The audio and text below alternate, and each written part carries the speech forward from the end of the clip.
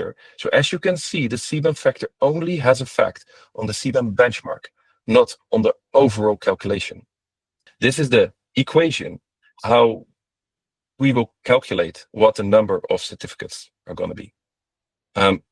Just for the sake of it, to make it easier, this one I'll cross out. These are specific emissions already paid under a carbon price. For example, if, let's say, China would have a sound CBAM, then you in the future can deduct those emissions already paid over there from the emissions you import over here. But currently, there's not all the information is known yet on this topic. So what's left is on the left side, the actual specific embedded emissions. That's, for example, the 10 tons CO2 per ton, what the factory is providing you as data. And you can deduct from that a benchmark. And a lot of companies are asking for information. What is the benchmark? But we don't know that yet. That information is not given. Could be, for example, the average of the 10 best performing countries, or let's say the cleanest producing countries. It's not known yet. But in this case, we actually estimate it as 2. And then the CBAM factor is it's linked to the ETS system, but you can call it as kind of a discount. So the higher the CBAM factor, the less it lowers the CBAM benchmark.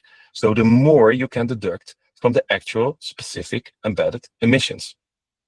That amount, what you eventually calculate on the right side, you multiply times the goods you're importing, and then you know the number of certificates you are importing. So as an example, let's say you're an importer of aluminium and you import 10,000 tons. The average emission factor from your factories is 10. The benchmark value, again, this is assumption. We don't know the benchmark value yet, is 2. Then we have the CBAM factor, which is next year going to be 0.975. And let's say the CBAM certificate next year is around 80 euros.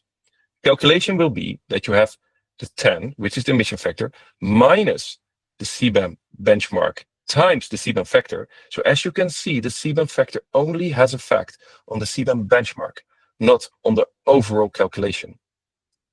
And then you end up with an emission that you multiply times the tons and times the CBAM certificate.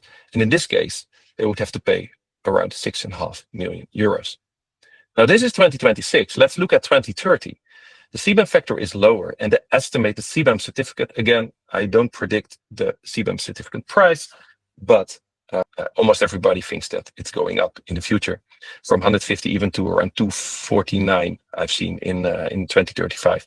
So as you can see, in 5 years, it's not anymore 6.5 million, but it's around 13.5 million euros. So to every ton you're importing, you have to add 1,347 euros. And again, if you look to 2035, it's even more.